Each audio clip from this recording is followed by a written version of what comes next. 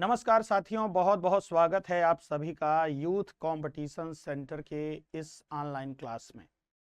मैं पवन तिवारी आज आप लोगों के सामने एक शानदार टॉपिक के साथ मुखातिब हो रहा हूं और हिंदी का ये एक ऐसा टॉपिक है दोस्तों जो आप समझ सकते हैं कि विभिन्न प्रतियोगी परीक्षाओं में यहां से बहुत सारे क्वेश्चन आए हुए हैं।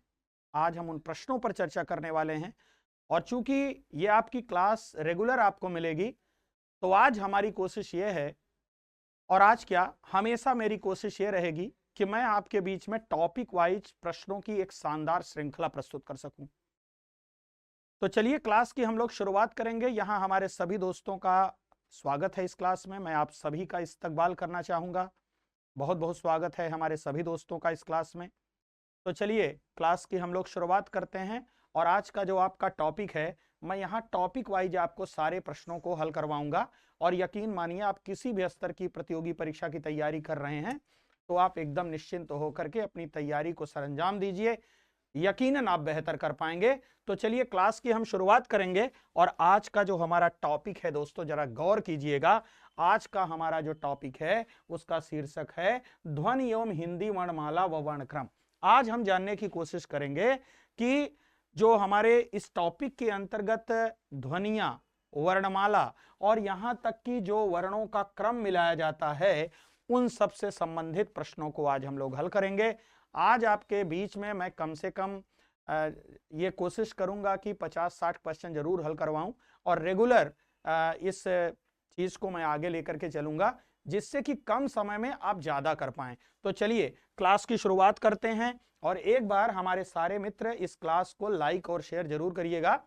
क्लास समाप्त होने के बाद भी आप इस क्लास को अपने मित्रों तक जरूर पहुंचाइए और जितने भी लोग इस क्लास को देखेंगे अच्छा लगेगा, हम सबका उत्साहवर्धन होगा। तो क्लास की शुरुआत करते हैं और यहां पर देखिएगा आज का जो हमारा पहला क्वेश्चन है। देखिए वर्णमाला से संबंधित आपका पहला क्वेश्चन इस समय आपके सामने स्क्रीन पर नमूदार हो रहा है।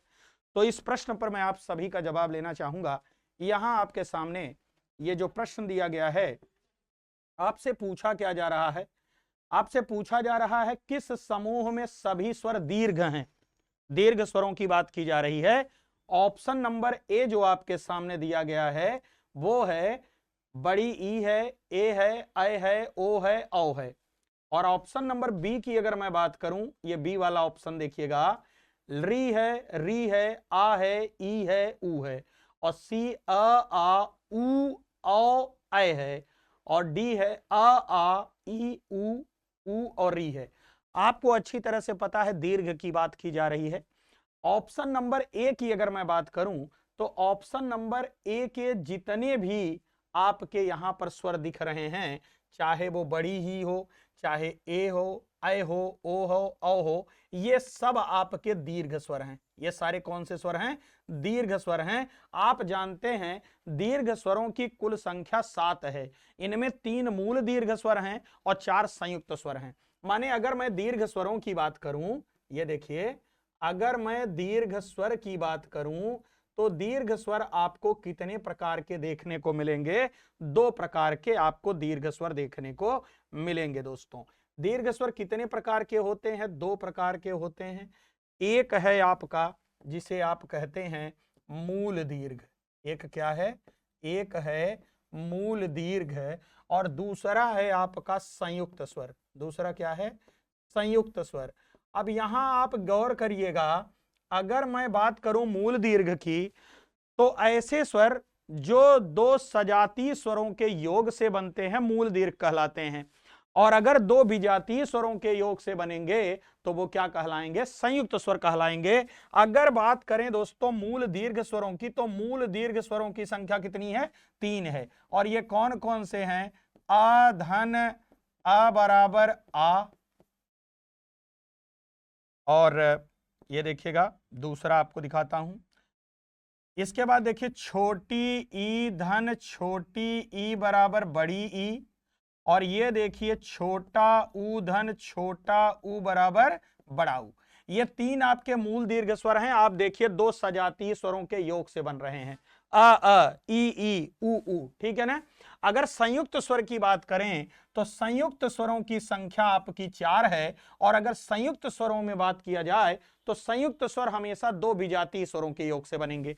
तो ये देखिए, जरा देखिएगा, ये अ धन ई बराबर ए, और ये देखिए अ धन ए बराबर अ, फिर देखिए अ धन उ बराबर ओ, और फिर देखिए अ धन ओ बराबर क्या हो जाएगा, अ हो जाएगा।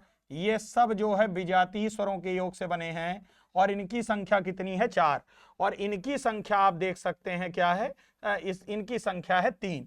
तो टोटल कितने हो गए दोस्तों, 7 हो गए। 7 क्या होते हैं, आपके दीर्घ स्वर होते हैं। ठीक है, अब अगर मैं बात करूं यहां पर, ये जो विकल्प है आपका बी, तो री हमारे यहां हिंदी में है ही नहीं। सबसे बड़ी चीज तो आप ये जान लीजिए कि हमारे यहां हिंदी में री के लिए कोई जगह नहीं है। री छोटा वाला है तो ये भी नहीं होगा। आ है, ई है, उ है, ये तीनों क्या है, दीर्घ हैं। अब ये देखिए, इसमें आपका न तो अ है और बाकी तो आपके सब हैं, ये सब दीर्घ हैं, ये भी हैं, ये भी हैं, ये भी हैं, ये भी हैं। और यहां देखिए आपका ए नहीं है, आ नहीं है, और ये छोटी ई भी है। तो यहां पर केवल आपका ये है, और ये भी आपका पता है कि आपका लघु है, क्योंकि हमारे यहां री भी बड़ी वाली नहीं होती है। तो यहां पर आपके क्वेश्चन नंबर 1 का सही जवाब क्या हो जाएगा दोस्तों, ऑप्शन नंबर ए सही हो जाएगा। ए विकल्प के सारे स्वर आपके क्या हैं, दीर्घ स्वर हैं। ठीक है, आइए आगे बात करते हैं, क्वेश्चन नंबर 2 की तरफ बढ़ेंगे। उम्मीद करता हूं कि आपको चीजें समझ में आ गई होंगी। क्वेश्चन नंबर 2 इस समय आपके सामने स्क्रीन पर नमूदार हो रहा है, तो मैं आप सभी से उम्मीद करूंगा कि आप इस प्रश्न का सही तरीके से जवाब देंगे। यहां आपसे पूछा क्या जा रहा है दोस्तों, किस समूह के वर्णों का उच्चारण स्थान मूर्धा है। सबसे पहले ये देखिए, मैं आपको एक चित्र बना करके दिखाता हूं। इस चित्र को आप गौर से देखिए। ये हमारा ऊपर का दांत है, ठीक, ये ऊपर का दांत है, और इस ऊपर के दांत से सटा हुआ ये मसूढ़ा है, ये मसूढ़ा है। अगर जिह्वा यहां टकराएगी तो कहलाएगा क्या, दंत। अगर यहां टकराएगी तो क्या कहलाएगा, दंत कहलाएगा। और दोस्तों, अगर ये मसूढ़ा जहां से निकलता है, जहां से ये मसूढ़ा सटा हुआ है और ये दांत जहां से निकल रहा है, इस उच्चारण स्थान को हम क्या कहते हैं, वर्त्स कहते हैं। इस उच्चारण स्थान को क्या कहते हैं, वर्त्स कहते हैं दोस्तों। और ये जो ये यहां ढालान वाला हिस्सा है, इसे हम क्या कहते हैं, मूर्धा कहते हैं। और ये वाला जो छत है हमारी, ये क्या कहलाती है, तालु कहलाती है। अब सवाल ये पैदा होता है कि मूर्धन्य है किसमें क्या। आप जानते हैं कि अगर मैं यहां देखूं तो श की बात करूं तो श आपका क्या है, श तालव्य है। श का उच्चारण कहां से होगा, तालु से। ह की बात करूं तो ये क्या है, कंठ है। कंठ में क्या है, स्वर यंत्र है। कंठ में स्वर यंत्र है, इसीलिए ह को क्या कहा जाता है, काकल्य वर्ण भी कहा जाता है। अच्छा, च की अगर बात करूं तो च क्या है, च भी आपका तालु है। और छ की बात करूं तो यह भी क्या है, तालु है। तो इसका मतलब ये वाला विकल्प आपका गलत हो गया। ठीक है, अच्छा, श की बात करें तो स का उच्चारण स्थान मूर्धा है, री का भी मूर्धा है, ट का भी मूर्धा है, और ठ का भी मूर्धा है। तो बी वाला ऑप्शन आपका यहां पर गलत सही हो जाएगा। और अगर यहां बात करें, देखिए स त थ द, इनका उच्चारण स्थान क्या होगा, दंत हो जाएगा। और ये देखिए अकंठ है, क भी कंठ है, ख भी ग भी, तो ये क्या हो जाएंगे, ये आपके कंठ वर्ण हो जाएंगे। इनका उच्चारण स्थान क्या हो जाएगा, कंठ हो जाएगा दोस्तों। तो यहां क्वेश्चन नंबर 2 का सही ऑप्शन आपका क्या हो जाएगा, ऑप्शन नंबर बी हो जाएगा आपका। ये चारों वर्ण आपके किसके अंतर्गत आएंगे, मूर्धा के अंतर्गत आएंगे। उम्मीद करता हूं कि आप चीजों को बहुत अच्छे तरीके से समझ पा रहे होंगे। चलिए हम लोग आगे बात करेंगे, अपने अगले क्वेश्चन की तरफ बढ़ेंगे। क्वेश्चन नंबर 3 को देखेंगे दोस्तों। और ये देखिएगा 3 नंबर का क्वेश्चन आपके सामने स्क्रीन पर दिख रहा है। आपसे पूछा क्या जा रहा है, निम्न में से क वर्ग का उच्चारण स्थान कौन सा है। क वर्ग का उच्चारण स्थान आप जानते हैं, क ख ग घ अंग, इनका उच्चारण स्थान क्या है, कंठ है। ठीक है, और अगर बात करें क वर्ग, कंठ माने क वर्ग, इसी को क वर्ग कहा जाता है। दंत को क्या कहा जाता है? इसे हम कहते हैं त वर्ग। ओष्ठ को क्या कहा जाता है? इसे हम कहते हैं प वर्ग। और तालु को क्या कहा जाता है? इसे हम कहते हैं च वर्ग। इसे क्या कहा जाता है? च वर्ग कहा जाता है तालु को। अब आप बताइए कि क वर्ग का उच्चारण स्थान क्या होगा? क वर्ग का उच्चारण स्थान हो जाएगा कंठ दोस्तों, ठीक है। और अगर त वर्ग का उच्चारण स्थान पूछा जाएगा तो क्या होगा? दंत। और अगर प वर्ग का उच्चारण स्थान पूछा जाएगा तो क्या होगा? ओष्ठ। और अगर च वर्ग का उच्चारण स्थान पूछा जाएगा तो क्या होगा? तालु होगा। उम्मीद करता हूं समझ गए होंगे। चलिए हम लोग अपने अगले क्वेश्चन की तरफ बढ़ेंगे। 4 नंबर को हम लोग देखेंगे। क्वेश्चन नंबर 4 इस समय आपके सामने स्क्रीन पर है, ध्यान दीजिएगा और इस पर अपना जवाब देने की कोशिश कीजिए। निम्नलिखित विकल्पों में से कौन सा दीर्घ स्वर नहीं है?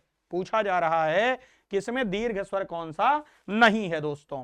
तो एक बात बताइए, ये ऊ दिया गया है और ये क्या है? दीर्घ स्वर है। बड़ी ई दिया गया है, यह भी दीर्घ स्वर है। और आ दिया गया है तो यह भी दीर्घ स्वर है।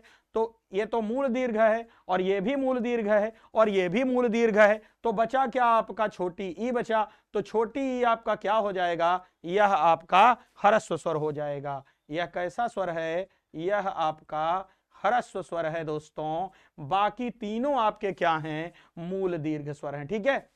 तो बिल्कुल सही आंसर आपका 4 का क्या हो जाएगा? सी। और आप जानते हैं कि अगर कभी आपसे पूछा जाए हिंदी में ह्रस्व स्वरों की संख्या कितनी होती है तो आप बताएंगे 4, जबकि संस्कृत में 5 हैं। तो हमारे यहाँ री नहीं है, तो हमारे यहाँ कौन कौन से हैं? आ है, छोटी ई है, छोटा ऊ है और री है, ठीक है। तो क्वेश्चन नंबर 4 का सी ऑप्शन आपका सही हो जाएगा। क्वेश्चन नंबर 5 पर बात करेंगे। श का उच्चारण स्थान है, श का उच्चारण स्थान आपसे पूछा क्या जा रहा है? दंत है, तालु है, कंठ है या मूर्धा है? तो आप जानते हैं कि ये जो श है आपका, यह उस व्यंजन में आता है और उसमें 3 श आपके आते हैं। एक आपका आता है जिसे आप कहते हैं तालव्य श, और ये तालव्य श है, इसका उच्चारण सॉरी, एक तालव्य श होता है। और ये देखिए तालव्य श कौन सा श है? ये वाला श अगर रहेगा तो तालव्य होगा, ठीक है। अगर दंत स की मैं बात करूं तो ये वाला स होगा तो दंत स होगा, ठीक। और अगर दोस्तों इस वाले श की बात करूं तो इस वाले श का उच्चारण स्थान क्या है? मूर्धा। और कंठ वाला तो कोई है ही नहीं। तो हमेशा याद रखिए इन तीनों श का उच्चारण हम करके आपको दिखाते हैं तो क्लियर हो जाएगा। हमें भाषा शुद्ध और सही बोलनी चाहिए। भाषा अगर बोलते समय सांप की फुफकार जैसी ध्वनि निकले तो जान लीजिए कि आप ये षड्यंत्र वाला सा बोल रहे हैं। जैसे देखिए विष, पुरुष, विशेष, विषम, ये क्या है? ये आपका मूर्धा वाला है, क्योंकि कहां जाएगी? जिह्वा मूर्धा के पास जाएगी। तालु में आपको पता है कि वो चिकने स्थान पर जाएगी, छत के पास। और दंत में आपको पता है कि दांत के निचले हिस्से में टकराएगी।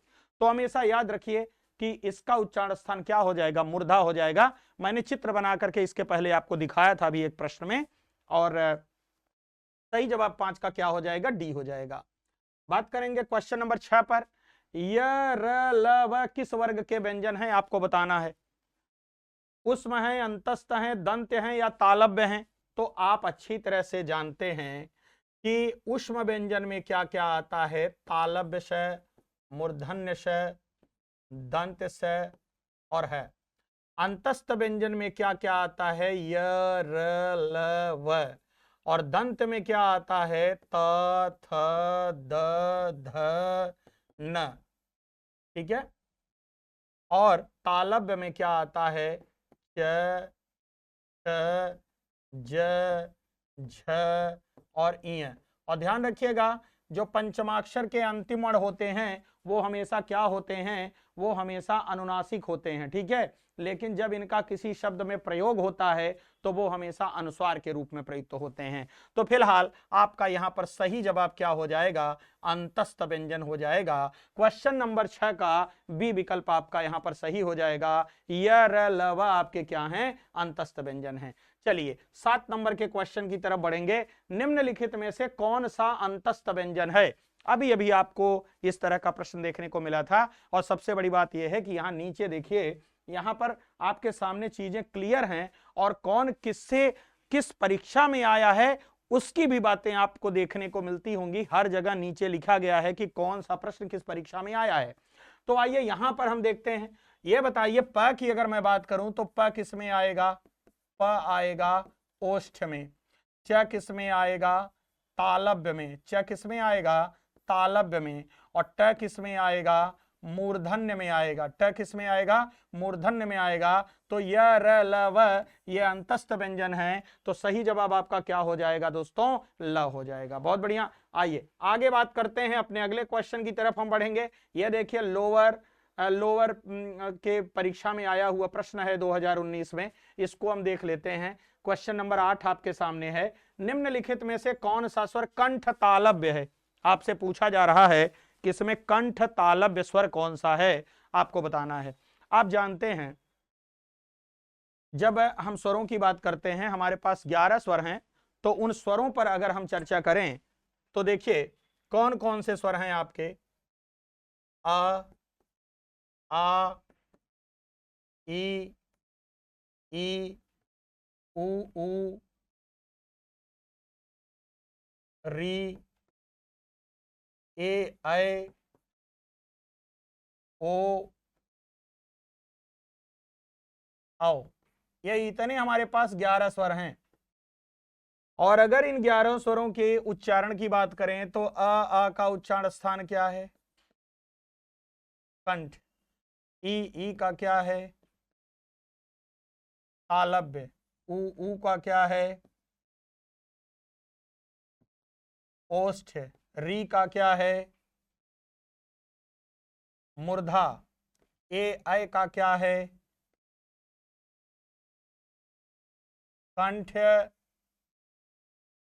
तालव्य। और ये ओ औ का क्या है?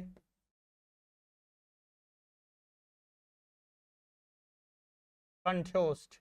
अब आपको पता हो गया होगा कि कौन किसका उच्चारण स्थान है। तो अब ई तो होगा नहीं, ई क्या आएगा? तालव्य में आएगा। आ भी नहीं होगा, आ किस में आएगा? कंठ में। और यहां देखिए औ की बात करें तो ये कंठोष्ठ में आ जाएगा। तो बचा आपका क्या? ए बचा। तो यहां पर सही जवाब क्या हो जाएगा? ऑप्शन नंबर डी आपका सही विकल्प हो जाएगा दोस्तों। समझ गए होंगे। चलिए आगे बात करते हैं। 9 नंबर के क्वेश्चन की तरफ हम बढ़ेंगे। क्वेश्चन नंबर 9 देखेंगे। अनुस्वार किसका कार्य करता है? आपको बताना है कि अनुस्वार किसका कार्य करता है। पहले हम 2 शब्द आपको बता दें, एक है अनुस्वार और एक है अनुनासिक, और एक विसर्ग भी है। अनुस्वार का मतलब होता है, ये देखिए ये है अनुस्वार। ये क्या है? अनुस्वार। 1 मिनट मैं लिख देता हूं। अनुस्वार एक शब्द है आपका अनुस्वार, और अनुस्वार का मतलब होता है ये, मतलब केवल बिंदी की बात की जा रही है। और अनुस्वार में केवल नाक से ध्वनि निकलती है। कहां से? केवल नाक से वायु निकलना। अगर केवल नाक से वायु निकलेगी तो अनुस्वार होगा। और ये देखिए हमारा अनुनासिक। अनुनासिक का मतलब होता है ये जो चंद्र बिंदी है। अगर नाक प्लस मुख से वायु निकलेगी, अगर नाक और मुख दोनों से वायु निकलेगी तो क्या कहलाएगा? अनुनासिक कहलाएगा। तो अब यहां 2 चीजें आप समझ गए हैं। अच्छा, विसर्ग की अगर मैं बात करूं तो विसर्ग में तो केवल मुख से वायु निकलती है। विसर्ग में अब देखिए, विसर्ग अगर आप बात करेंगे तो विसर्ग का मतलब क्या हुआ? ये विसर्ग का चिन्ह है, और इसमें केवल और केवल किससे वायु निकलती है? केवल मुख से। केवल मुख से वायु निकलती है। तो अब एक बात बताइए, अनुस्वार किसका काम करता है? अगर आपको मैं बताना चाहूं, सुन लीजिएगा, आचार्य कामता प्रसाद गुरु ने इन सब पर बहुत विस्तार से चर्चा किया है। और आपकी जानकारी के लिए मैं बताना चाहूंगा कि बाबू श्याम सुंदर दास ने जो हिंदी का मानकीकरण किया है उसमें उन्होंने पंचमाक्षर के वर्णों के स्थान पर अनुस्वार का प्रयोग करने की वकालत की है। तो ध्यान रखिए, विसर्ग का अनुस्वार किसका कार्य करता है? विसर्ग का नहीं करता। चंद्रबिंदु का कार्य भी नहीं करता है, तो कर्ता किसका है? पंचम वर्ण का कार्य करता है। अनुस्वार किसका काम करता है? पंचम वर्ण का कार्य करता है। प्रत्येक वर्गीय व्यंजन का अंतिम वर्ण किसका काम करता है? अनुस्वार का काम करता है। माने अंग, इय, अड़, न, म, ये क्या कहेंगे? ये अनुस्वार का काम करेंगे। क्या क्या? अंग, इय, अड़, न, म। अंग, इय, अड़, न, म अगर ये कभी किसी शब्द में प्रयुक्त होंगे आधे वर्ण के रूप में, तो ये हमेशा किसका काम करेंगे? अनुस्वार का काम करेंगे। आपको एक उदाहरण दिखाता हूं, जरा देखिए। हमने लिख दिया संगम। क्या लिख दिया? संगम।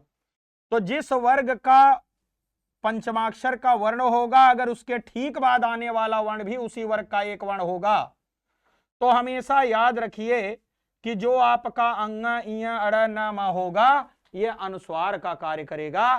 तो हम इसको, ये जो अंग है, इसको अनुस्वार के रूप में ऐसे भी लिख सकते हैं, ऐसे संगम लिख सकते हैं। ये देखिए हमने लिख दिया पंचम।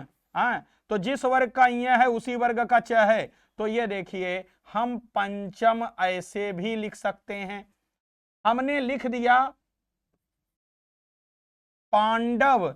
अब देखिए जिस वर्ग का अड़ है उसी वर्ग का ड है, तो हम इसको ऐसे भी लिख सकते हैं, पांडव। और ये देखिए हमने लिख दिया शांत। जिस वर्ग का न है उसी वर्ग का त है, तो हम इसको ऐसे भी लिख सकते हैं। और ये देखिए हमने लिख दिया संबल।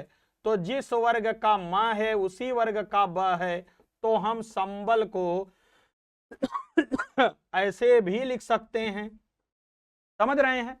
तो यहां ध्यान रखिएगा दोस्तों कि जो पंचम वर्ण होता है अंग, इय, अड़, न, म, उसी के जगह पर किसका प्रयोग होता है? अनुस्वार का प्रयोग होता है। तो निश्चित रूप से सी ऑप्शन आपका यहां पर सही हो जाएगा, बाकी सारे विकल्प आपके गलत हो जाएंगे। उम्मीद करता हूं कि आप चीजों को बहुत अच्छे तरीके से समझ पा रहे होंगे। चलिए हम आगे बात करेंगे, अपने अगले क्वेश्चन की तरफ बढ़ेंगे। दोस्तों देखते हैं अगला हमारा क्वेश्चन क्या कह रहा है, गौर कीजिएगा। ये 10 नंबर का क्वेश्चन आपके सामने इस समय स्क्रीन पर है, और इस प्रश्न को हम सबसे पहले देखेंगे कि ये क्या बताने की कोशिश इसमें की जा रही है। ये प्रश्न आप देखिएगा गौर से। और ये क्या कह रहा है? क्वेश्चन नंबर 10 की बात कर रहे हैं। जिन स्वरों के उच्चारण में हवा नाक से भी निकलती है उन्हें क्या कहा जाता है? अभी अभी मैंने बताया था कि अगर नाक और मुख दोनों से अगर ध्वनि निकलेगी तो स्वाभाविक सी बात है वो अनुनासिक कहलाएंगे। कुछ और सोचने की जरूरत ही नहीं है। निरनुनासिक का मतलब क्या होता है? केवल मुख से वायु निकलना। अगर केवल मुख से वायु निकलेगी तो क्या कहलाएगा? निरनुनासिक कहलाएगा। और अगर नाक प्लस मुख दोनों से निकलेगी तो अनुनासिक कहलाएगा। मौखिक स्वर तो मतलब केवल मुख से बोला जाएगा। और लुंठित स्वर, लोड़ित स्वर, और आप कह सकते हैं प्रकंपित स्वर, सॉरी लुंठित स्वर नहीं होते, ध्यान रखिएगा। हाँ, लुंठित स्वर होता ही नहीं है, बल्कि होता क्या है? लुंठित व्यंजन होता है। लुंठित व्यंजन होता है, लुंठित स्वर नहीं होता। और लुंठित व्यंजन किसे कहते हैं? र को कहते हैं। और र को प्रकंपित व्यंजन भी कहा जाता है, र को लोड़ित व्यंजन भी कहा जाता है, र को दिशाहीन व्यंजन भी कहा जाता है। ये सब र के नाम है। कंपन जात वर्ण भी र को कहा जाता है, क्योंकि र का उच्चारण करते समय हमारी जिह्वा में कंपन होता है। हमारी जिह्वा कांपते हुए जो है मूर्धा के पास, वर्च के पास जाती है। मूर्धा के पास नहीं, वर्च के पास जाती है। तो ये ध्यान रखिएगा, र को हम क्या कहते हैं? लुंठित व्यंजन कहते हैं। तो ये सारे ऑप्शन आपके यहां पर गलत हो जाएंगे। जिन स्वरों के उच्चारण में हवा नाक से भी निकलेगी वो क्या कहलाएंगे? अनुनासिक स्वर कहलाएंगे। तो 10 का बी ऑप्शन आपका यहां पर बिल्कुल सही हो जाएगा। आइए 11 नंबर के क्वेश्चन की तरफ हम बढ़ेंगे। क्वेश्चन नंबर 11 देखते हैं। निम्नलिखित में से कौन सा संयुक्त स्वर नहीं है? संयुक्त स्वर की बात कर रहा है। और मैंने आपको शुरू में ही बताया था कि संयुक्त स्वर हमारे केवल 4 होते हैं, ए ऐ ओ औ। और संयुक्त स्वर बनते किससे हैं? 2 विजातीय स्वरों के योग से बनते हैं। और मूल दीर्घ किसे कहते हैं? 2 सजातीय स्वरों के योग से बनते हैं, ये भी दीर्घ माने जाते हैं। तो आपको यह देखना है कि यहां पर आपका संयुक्त स्वर कौन सा नहीं है। ए क्या है? संयुक्त स्वर है। ए क्या है? संयुक्त स्वर है। ऐ भी क्या है? यह भी संयुक्त स्वर है, यह भी संयुक्त स्वर है। ओ भी क्या है? संयुक्त स्वर है, वो भी क्या है? संयुक्त स्वर है। तो यहां बचा क्या? बड़ा ऊ। और बड़ा ऊ कौन सा होगा? यह मूल दीर्घ होगा। यह क्या है?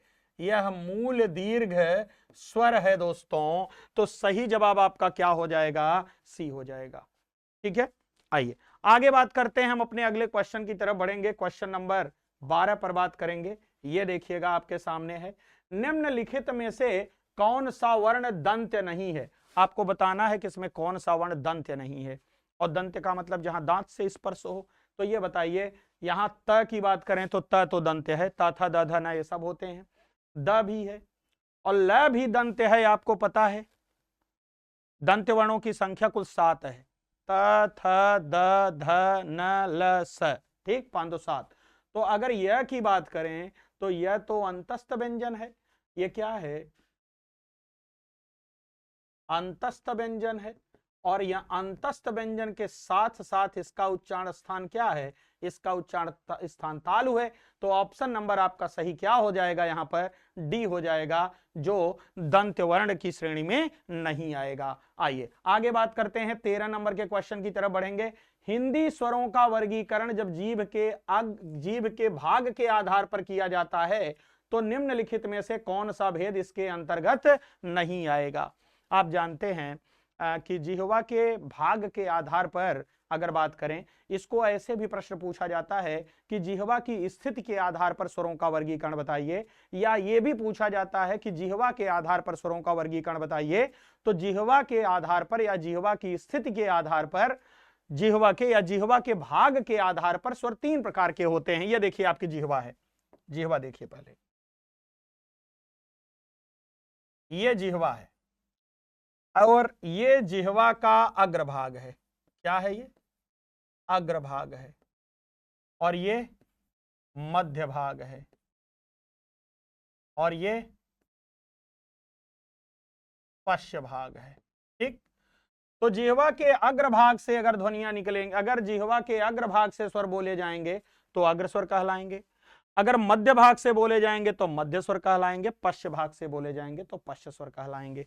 अच्छा, अगर मैं अग्रस्वर की बात करूं तो अग्रस्वर के अंतर्गत आपका क्या क्या आता है? अग्रस्वर में आपके देखिएगा ई, ई, ए, ऐ, ये 4 स्वर अग्र हैं।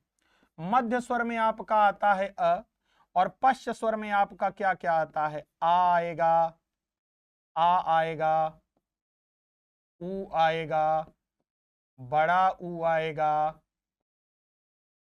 ओ आएगा, औ आएगा, ये सब पश्च स्वर में आएंगे। अगर विवृत स्वर की मैं बात करूं दोस्तों, तो आपको पता होना चाहिए कि ये जो विवृत स्वर है, समृत स्वर है, अर्ध समृत स्वर है, ये सब आपके आते हैं जिह्वा के उठने के आधार पर, उठने के आधार पर, या आप कह सकते हैं मुखाकृति के आधार पर, मुखाकृति के आधार पर। अगर आपसे कभी पूछा जाए मुखाकृति के आधार पर स्वर कितने प्रकार के होते हैं, तब आप जवाब देंगे क्या? 4 प्रकार के। उसमें कौन कौन से होंगे? आपके समृत होंगे, विवृत होंगे, अर्ध समृत और अर्ध विवृत होगा। ठीक है, और अगर जो है आपसे पूछा जाए जिह्वा की स्थिति के आधार पर, जिह्वा के भाग के आधार पर या जिह्वा के आधार पर, तो इस आधार पर स्वर 3 प्रकार के होते हैं। और वो 3 प्रकार कौन कौन से हैं? अग्र स्वर, मध्य स्वर और पश्च स्वर। तो विवृत स्वर इसमें शामिल नहीं होगा दोस्तों। तो ऑप्शन नंबर डी आपका यहां पर सही हो जाएगा। ठीक है, आइए आगे बात करते हैं, 14 नंबर के क्वेश्चन की तरफ बढ़ेंगे। निम्नलिखित में से पार्श्विक ध्वनि कौन सी है? पार्श्विक ध्वनि की बात की जा रही है। जब उच्चारण प्रयत्न के आधार पर व्यंजनों का उच्चारण किया जाता है तो कई प्रकार के व्यंजन आपको उसमें भी देखने को मिलेंगे। अभी इस तरह के प्रश्न आएंगे तो हम उस पर भी चर्चा करेंगे। तो ध्यान रखिएगा कि पार्श्विक ध्वनि की अगर मैं बात करूं तो ल का उच्चारण करते समय हमारे जिह्वा के दोनों बगलों से वायु निकलती है। पार्श्व माने बगल, हमारे जिह्वा के दोनों बगलों से वायु निकलती है, इसलिए इसको हम क्या कहते हैं? पार्श्विक व्यंजन कहते हैं, पार्श्विक ध्वनि कहते हैं।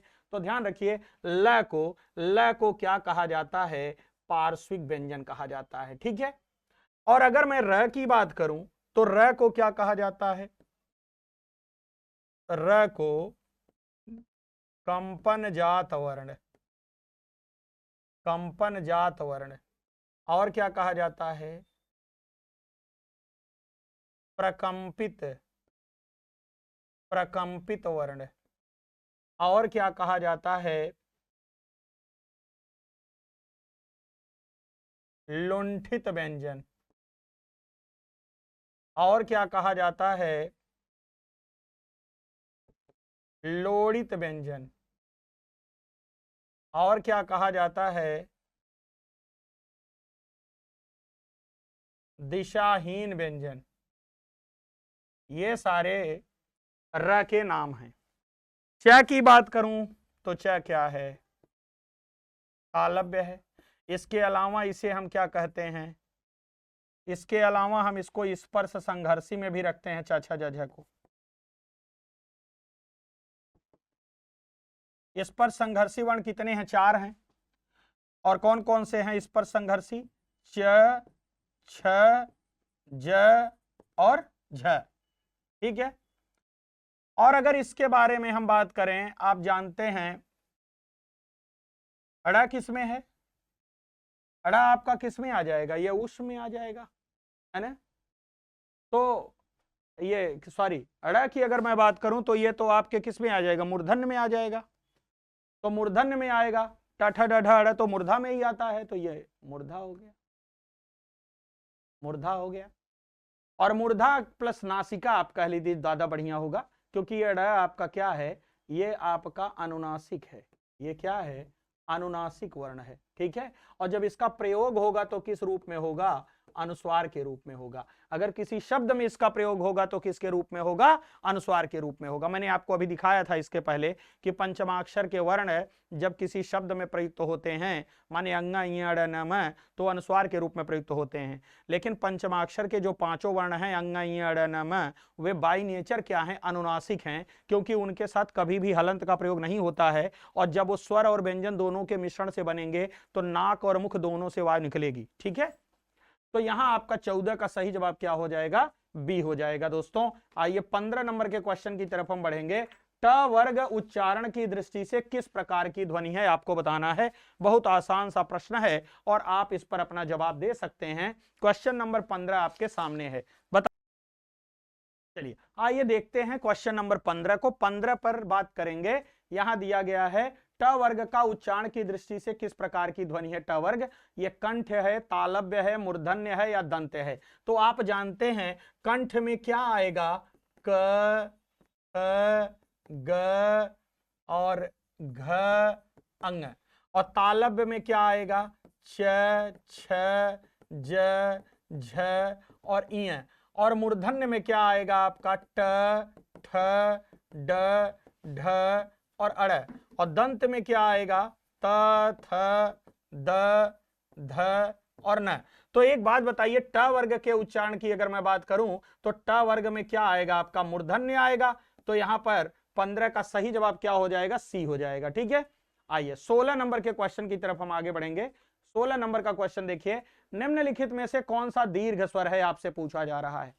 दीर्घ स्वर की बात की जा रही है। यहां आ दिया है, ऊ दिया है, ए दिया है, ओ दिया है। मैंने आपको बताया था कि यहां दीर्घ स्वर की बात की जा रही है, तो यह मूल दीर्घ की बात की जा रही है। किसकी बात की जा रही है? मूल दीर्घ की बात की जा रही है, संयुक्त स्वर की बात नहीं की जा रही है। सीधे वो दीर्घ की बात कर रहा है। तो ए ओ की अगर मैं बात करूं तो यह संयुक्त स्वर में आएगा। किसमें? संयुक्त स्वर में आएगा। ऊ की बात करूं तो यह किस में आएगा? यह आएगा आपका ह्रस्व स्वर में आएगा। और अगर आ की बात करूं तो यह किस में आएगा, यह आएगा दोस्तों मूल दीर्घ में आएगा। तो निश्चित रूप से आपका दीर्घ स्वर क्या हो जाएगा, यहां पर आ हो जाएगा। ठीक है, आइए आगे बात करते हैं 17 नंबर के क्वेश्चन पर। च छ ज झ इया का उच्चारण किससे होता है? आप जानते हैं कि ओष्ठ में क्या आएगा, प फ ब भ म। दंत में क्या आएगा, त थ द ध न। तालव्य में क्या आएगा, च छ ज झ इय। तो ये तालव्य यहां पर सही होगा। मूर्धा में क्या आएगा, ट ठ ड ढ अड़। तो ये भी गलत हो गया। तो सही जवाब 17 का क्या हो जाएगा, सी हो जाएगा। 18 नंबर के क्वेश्चन पर बात करेंगे। प्रत्येक वर्ग का दूसरा और चौथा वर्ण क्या कहलाता है? प्रत्येक वर्ग का दूसरा और चौथा वर्ण क्या कहलाता है? आप जानते हैं प्रत्येक वर्गीय व्यंजन का दूसरा और चौथा वर्ण महाप्राण वर्ण होता है और पहला, तीसरा और पांचवा वर्ण अल्प प्राण होता है। महाप्राण और अल्प प्राण को आप पहचानेंगे कैसे? पहले सबसे बड़ी समस्या तो हमारे सामने यही है। तो कभी भी अगर आपको अल्प प्राण और महाप्राण में दिक्कत आ रही है, आप अपना हाथ अपने मुख के सामने रखिए और उसके बाद जोर से बोलिए सांस लेते समय, और आपकी सांस मुंह के पास टकरानी चाहिए। आप बोलिए क ख ग घ अंग।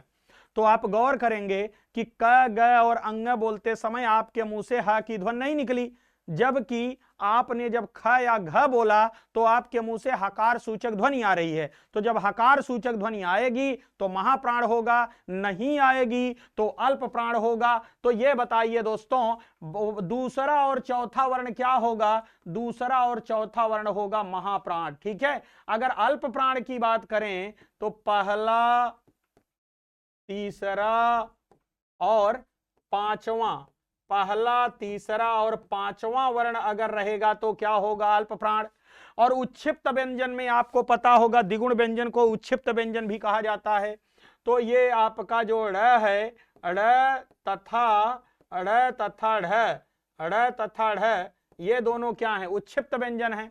और अनुनासिक व्यंजन की अगर मैं बात करूं तो किसी व्यंजन के ऊपर अगर आप अनुनासिक का ये चिन्ह दे देंगे, तो जैसे मान लीजिए अगर हमने कंग लिख दिया, ऐसे लिख दिया, तो यह अनुनासिक व्यंजन कहा जा सकता है जिसमें स्वरों का भी प्रयोग हुआ है दोस्तों। तो क्वेश्चन नंबर 18 का ए ऑप्शन बिल्कुल सही हो जाएगा। बात करेंगे 19 नंबर के क्वेश्चन पर, और यह प्रश्न आप गौर से देखिएगा। उच्चारण की दृष्टि से संबल ध्वनि कौन सा, संबल ध्वनि का कौन सा वर्गीकरण है? देखिए दो चीजें आप यहां जानिए, दो क्या तीन चीजें जानिए। अगर एक ही व्यंजन का युग्म बनेगा, एक ही व्यंजन की आवृत्ति होगी, तो वह युग्मक ध्वनि कहलाएगा। जैसे हमने कह दिया दिल्ली, तो एक ही व्यंजन की आवृत्ति हो रही है तो युग्मक। और ध्यान रखिएगा इसी युग्मक को ही हम क्या कहते हैं, द्वित्व ध्वनि कहते हैं, क्योंकि इसके बहुत सारे नाम हैं। इसे व्यंजन गुच्छ भी कहा जाता है। और अगर संयुक्त ध्वनि की मैं बात करूं तो संयुक्त ध्वनि का मतलब होता है जहां पर दो अलग अलग व्यंजन मिले। जैसे मान लीजिए हमने लिख दिया महात्मा, जैसे मान लीजिए हमने लिख दिया सत्य, तो ये देखिए तय तम, ये क्या है, ये संयुक्त ध्वनियां हैं। अब जानते हैं हम संपृक्त ध्वनि की बात करें, संपृक्त का मतलब होता है मिला हुआ, और संपृक्त ध्वनियां केवल 5 होती हैं, अंग, इय, अड़, न, म। कोई भी ध्वनि संपृक्त तभी हो सकती है जब जिस वर्ग का पंचमाक्षर का वर्ण हो, उसके ठीक बाद आने वाला वर्ण भी उसी वर्ग का कोई एक वर्ण हो। जैसे ये देखिए यहां पर म है ना, जिस वर्ग का म है उसी वर्ग का ब है, जिस वर्ग का म है उसी वर्ग का ब है। और आप इसको चेक करने के लिए अनुस्वार के रूप में प्रयोग करके ऐसे भी देख सकते हैं। ये देखिए संबल। तो ध्यान रखिएगा यहां पर जो म है आपका म, ये कौन सी ध्वनि है, संपृक्त ध्वनि है दोस्तों। तो संबल में आपकी कौन सी ध्वनि है, संपृक्त ध्वनि है। और संपृक्त ध्वनि की पहचान कैसे करेंगे, जिस वर्ग का पंचमाक्षर का वर्ण होगा उसके ठीक बाद आने वाला वर्ण भी उसी वर्ग का कोई एक वर्ण होगा, तभी वह संपृक्त ध्वनि बनेगी। जैसे हमने संगम कह दिया तो संगम में अंग जो है क्या है, संपृक्त ध्वनि है। हमने कह दिया पंचम, पंचम में इया आपकी जो है संपृक्त ध्वनि है। हमने पांडव कह दिया तो पांडव में आधा अड़ा आपकी संपृक्त ध्वनि है। हमने शांत कह दिया तो न आपकी संपृक्त ध्वनि है। समझ गए होंगे। चलिए आगे बात करते हैं 20 नंबर के क्वेश्चन की तरफ बढ़ेंगे। क्वेश्चन नंबर 20 देखिएगा, हिंदी भाषा में ह्रस्व स्वरों की संख्या कितनी है? मैंने अभी अभी इसके बारे में आपको बताया था। संस्कृत में ह्रस्व स्वरों की संख्या 5 है, लेकिन हिंदी में ह्रस्व स्वरों की संख्या कितनी है? 4 है दोस्तों। अ है, छोटी ई है, ऊ है और री है। ये 4 आपके क्या हैं? ह्रस्व स्वर हैं। 11 आपके स्वर हैं। 11 क्या हैं? स्वर हैं। 7 क्या हैं? 7 आपके दीर्घ स्वर हैं। 7 क्या हैं? दीर्घ स्वर हैं। ठीक है, तो इसको हटा दीजिए आप। तो यहां पर आपका सही जवाब क्या हो जाएगा? 4 हो जाएगा। बात करेंगे दोस्तों हम अपने अगले क्वेश्चन की तरफ, और ये देखिएगा, लिपि चिन्हों के क्रमबद्ध समूह को क्या कहते हैं? लिपि चिन्हों के क्रमबद्ध समूह को क्या कहते हैं? आप जानते हैं वर्णमाला की परिभाषा जब दी जाती है तो कहा जाता है कि वर्णों के क्रमबद्ध एवं व्यवस्थित, वर्णों के क्रमबद्ध एवं व्यवस्थित समूह को क्या कहा जाता है? वर्णमाला कहा जाता है। तो अक्षर वर्णों के मेल से अक्षर बनता है। वह स्वतंत्र ध्वनि जिसका विखंडन नहीं किया जा सकता है, ये लिखित रूप को वर्ण कहते हैं, तो ये वर्ण भी नहीं होगा। और वर्ण समूह इसलिए नहीं होगा कि वर्ण समूह में भी तो कोई भी वर्णों के समूह हो सकता है, क्रम से तो नहीं रहेगा। और यहाँ वर्णमाला की अगर मैं बात करूं तो वर्णों का व्यवस्थित और क्रमबद्ध समूह अगर रहेगा तो वह क्या कहलाएगा? वर्णमाला कहलाएगा। तो 21 का सही जवाब क्या हो जाएगा दोस्तों? डी हो जाएगा। 22 पर बात करेंगे। क्वेश्चन नंबर 22 देखिएगा, ऐसी कौन सी 2 मात्राएं हैं जिनका प्रयोग तो किया जाता है किंतु उनका समावेश स्वर में नहीं किया जाता है? आप जानते हैं हमारे यहाँ स्वरों की संख्या कितनी है? 11 है। और आप जानते हैं कि 11 स्वरों के अलावा 2 अयोगवाह भी हमारे पास हैं, अंग और अह। अंग और अह का प्रयोग मात्राओं की तरह तो होता है, लेकिन हम इनकी गणना स्वरों में नहीं करते हैं। तो ये देखिए, अंग और अह क्या हैं? ये अयोगवाह हैं। ये क्या हैं? ये अयोगवाह हैं। इनको न हम स्वर मानेंगे न व्यंजन मानेंगे। हाँ, स्वर की तरह इनका प्रयोग होता है। आ ई की बात करें, ये क्या है? ये स्वर है, इनका प्रयोग होता है। री और ऊ यह भी क्या है? स्वर है, इनका प्रयोग भी होता है और इनका भी प्रयोग होता है। तो कुल मिला जुला करके यहाँ आपका सही जवाब क्या हो जाएगा? 22 का बी विकल्प आपका सही हो जाएगा। किस व्यंजन का उच्चारण स्थान तालव्य है? आपको बताना है किस व्यंजन का उच्चारण स्थान तालव्य है। तो ये बताइए, ग की बात करूं तो ग क्या है? ग है आपका कंठ। झ की बात करूं तो झ क्या है? तालव्य है। न की बात करूं तो न आपका क्या है? दंत है। और दंत के साथ साथ नासिका है, नासिका कह सकते हैं। और म की अगर मैं बात करूं तो म क्या है? ओष्ठ है। और ओष्ठ के साथ साथ यह भी क्या है? नासिका है। तो दोस्तों यहां पर आपका सही जवाब क्या हो जाना चाहिए? उच्चारण स्थान तालव्य की बात कर रहा है, तो बी वाला ऑप्शन आपका यहां पर सही हो जाएगा। 23 का सही जवाब बी हो जाएगा। आइए 24 पर बात करेंगे, जिन ध्वनियों की गणना न स्वर में की जाती है न व्यंजन में, उसे क्या कहा जाता है? अभी अभी आपको बताया, तो इसमें बहुत ज्यादा समय लगाने की कोई जरूरत नहीं है। आगत तो वे हैं जो बाहर से हमारे यहाँ आई हैं, अरबी, फारसी, अंग्रेजी की ध्वनियां, तो इसको आप हटा दीजिए। उष्म व्यंजन का मतलब आप जानते हैं तीनों स और है, ये होगा नहीं। अंतस्थ व्यंजन माने यह र ल व होगा, तो ये भी नहीं होगा। तो सही जवाब आपका क्या हो जाएगा? अयोगवाह हो जाएगा। ऐसी ध्वनियां जिन्हें न तो हम स्वर कहते हैं न तो व्यंजन कहते हैं, वो क्या कहलाती हैं? अयोगवाह कहलाती हैं। 25 नंबर का क्वेश्चन देखेंगे, स्वर तंत्रियों के आधार पर व्यंजनों को कितने वर्गों में बांटा गया है? 1 में, 2 में, 3 में या 4 में? आप जानते हैं स्वर तंत्री के आधार पर व्यंजनों को 2 भागों में बांटा गया है, घोष और अघोष। घोष व्यंजन, अघोष व्यंजन। घोष और अघोष ये किसके आधार पर हैं? स्वर तंत्रियों के आधार पर। और आप जानते हैं कि यहां आपका सही जवाब क्या हो जाएगा? 2 हो जाएगा। पहला क्या है? घोष और दूसरा क्या है? अघोष। ठीक है, घोष और अघोष। ठीक, तो यहाँ 2 आपका सही हो जाएगा। 25 का बी सही हो जाएगा। 26 पर बात करेंगे, जिह्वा की नोक जब ऊपर के दांतों की पंक्ति के सामने वाले दांत के ऊपरी हिस्से के संपर्क में आकर वायु के प्रवाह को अवरुद्ध करती है, ऐसे उच्चारण स्थान को क्या कहा जाता है? आपको बताना है। दंत कहा जाता है, मूर्धन्य कहा जाता है, तालव्य या वर्ज्य। आपको बताना है कि इस प्रश्न का सही जवाब क्या होना चाहिए। आप अच्छी तरह से जानते हैं, एक बार मैं फिर से आपको दिखाता हूं, जरा गौर कीजिएगा। ये है आपका ऊपर का दांत और ये देखिए मसूढ़ा है, ठीक है। अगर यहां जिह्वा आकर के टकराएगी तो क्या कहलाएगी, दंत। और अगर यहां देखिए इस वाले जहां से दांत ये ऊपर का निकला है और जहां से मसूढ़ा आकर के जुड़ा हुआ है, इस उच्चारण स्थान को हम क्या कहते हैं, वर्ष कहते हैं। और इसे क्या कहते हैं, इसे हम मूर्धा कहते हैं और इसे क्या कहते हैं, तालु कहते हैं। इसे क्या कहते हैं, तालु कहते हैं। तो क्या कह रहा है, जिह्वा की नोक जब ऊपर के दांतों की पंक्ति के सामने वाले दांत के ऊपरी हिस्से, ये देखिए ऊपर का दांत है और इसका सामने वाला दांत यही है, और इसके ऊपरी हिस्से के संपर्क में आकर, ऊपरी हिस्से का संपर्क माने यहां हो रहा है, प्रवाह को अवरुद्ध कर रही है, इसका मतलब यह ध्वनि क्या कहलाएगी, वर्ष कहलाएगी। डी ऑप्शन आपका यहां पर सही हो जाएगा। यह प्रश्न परीक्षा में पूछा गया है कई बार, और यूपी टेट के पेपर में भी पूछा गया है, राज्य मंडी परिषद परीक्षा में भी पूछा गया है। तो यहां आपका वर्ष सही हो जाएगा। तालव्य में, तालव्य माने वहां अगर जाएगी तो तालव्य होगा, मूर्धा वहां होगा और दंत वहां होगा, तो ये हो ही नहीं सकती। तो निश्चित रूप से यहां आपका सही जवाब क्या हो जाएगा, वर्ष से हो जाएगा दोस्तों, ठीक है। आइए 27 पर बात करेंगे। इनमें से कौन सी देवनागरी लिपि की वर्ण ध्वनि नहीं है, कौन सी नहीं है। अब एक चीज देखिए, ग्रीवा है, मूर्धा है, कंठ है, दंत्योष्ठ है। दंत्योष्ठ में क्या आता है आपका, वह। कंठ ध्वनि में आपके जो है सभी कंठ में आए, कखा गघा ये सब आएगा, और मूर्धा में टाठा डढ़ा आएगा। तो न ये होगा न ये होगा, ये सब तो जो है देवनागरी लिपि की वर्ण ध्वनियां हैं न, नहीं की बात कर रहा है। तो ग्रीवा माने गर्दन से कौन सी ध्वनि आप बोलेंगे, तो ऑप्शन नंबर ए आपका यहां पर सही हो जाएगा, जो कि गलत है। ग्रीवा कोई आप कह सकते हैं कि ध्वनि बोलने का अंग नहीं है।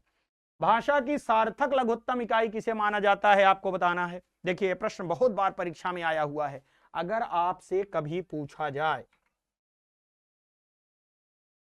सार्थक लघुत्तम इकाई शब्द, ठीक है, अगर आपसे पूछा जाए कि सबसे छोटी लिखित इकाई, सार्थक नहीं लिखित, तो लिखित क्या होगा, वर्ण। अर्थ तो मान लीजिए जब आप किसी का अर्थ निकालेंगे तब होगा।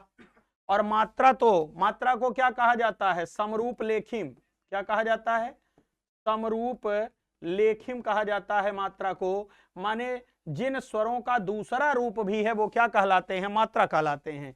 तो यहां पर आपका सही जवाब क्या हो जाएगा दोस्तों, यहां पर आपका सही जवाब हो जाएगा शब्द, ठीक है। अगर आपसे प्रश्न पूछा जाए भाषा या वाक्य की सबसे छोटी मौखिक इकाई किसे कहते हैं, तो ध्वनि। भाषा या वाक्य की सबसे छोटी लिखित इकाई किसे कहा जाता है, वर्ण को। और अगर आपसे पूछा जाए कि भाषा या वाक्य की, भाषा की, वाक्य नहीं, भाषा की सबसे छोटी लिखित और पूर्ण इकाई किसे कहा जाता है, तो वाक्य को, ठीक है। तो यहां आपका सही जवाब क्या हो जाएगा, 28 का ए हो जाएगा। आइए 29 पर बात करते हैं। किस स्वर के उच्चारण में दीर्घ स्वर से भी अधिक समय लगता है। दीर्घ स्वर से ज्यादा का समय अगर लगेगा, 2 मात्रा काल से ज्यादा का समय लगेगा, तो वो क्या कहलाएगा, प्लुत स्वर कहलाएगा। इसका मतलब 2 मात्रा काल से ज्यादा माने 3 मात्रा काल, इसे प्लुत स्वर कहा जाता है। जैसे हमने लिख दिया, ये देखिए ओम, ठीक, ओम। ह्रस्व स्वर 1 मात्रा काल लगेगा। अनुनासिक की बात करें तो आपको पता है ये अनुनासिक है, और अनुस्वार की बात करें तो ये हो गया। तो ये तो नाक से, और ये नाक और मुख से, और ये ह्रस्व स्वर की अगर मैं बात करूं तो इसका उच्चारण बोलने करने में 1 मात्रा काल का समय लगता है। तो प्लुत स्वर आपका यहां पर बिल्कुल सही जवाब हो जाएगा 29 का।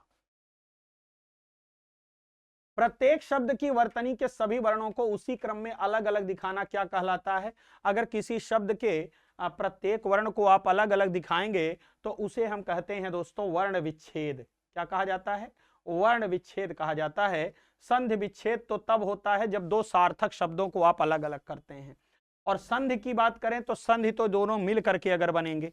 जैसे संधि विच्छेद का मतलब हमने कह दिया, ये देखिए विद्याधन आलय, ये क्या है, संधि विच्छेद है। और ये देखिए अगर हमने लिख दिया विद्यालय, तो विद्यालय क्या हो गया, संधि हो गया।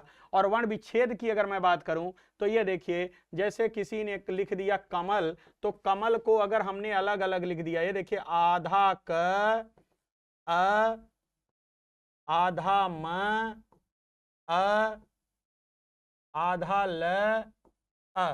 अब ये देखिए ये क्या है, इसमें 6 आपके वर्ण हैं और ये आपका क्या कहलाएगा, इसी को हम कहते हैं वर्ण विच्छेद। इसी को क्या कहा जाता है, वर्ण विच्छेद कहा जाता है। तो ऑप्शन नंबर आपका यहां सही क्या हो जाएगा, बी हो जाएगा।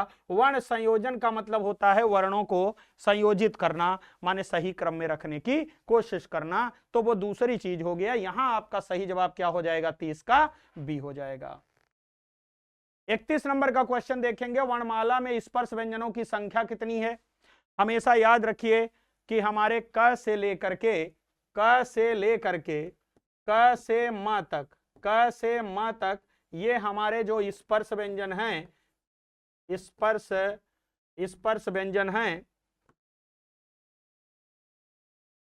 स्पर्श व्यंजन है। तो 5 पचे 25, तो इसका मतलब क्या हो गया, हमारा यहाँ 25 सही हो जाएगा, 31 का ये सही हो जाएगा, 30 20 या 35 यहाँ पर गलत हो जाएंगे। वर्णमाला में स्पर्श व्यंजनों की संख्या कितनी है, 25 है। क ख ग घ ङ च छ ज झ ञ ट ठ ड ढ अ त थ द ध न प फ ब भ म। ठीक है, तो 31 का ए। आइए 32 नंबर के क्वेश्चन पर बात करेंगे। स्वर ए अ का उच्चारण स्थान कौन सा है। अभी अभी मैंने आपको इसके पहले इस तरह का प्रश्न आया था तो मैंने आपको बताया था। तो ये बताइए, ओष्ठ की अगर मैं बात करूं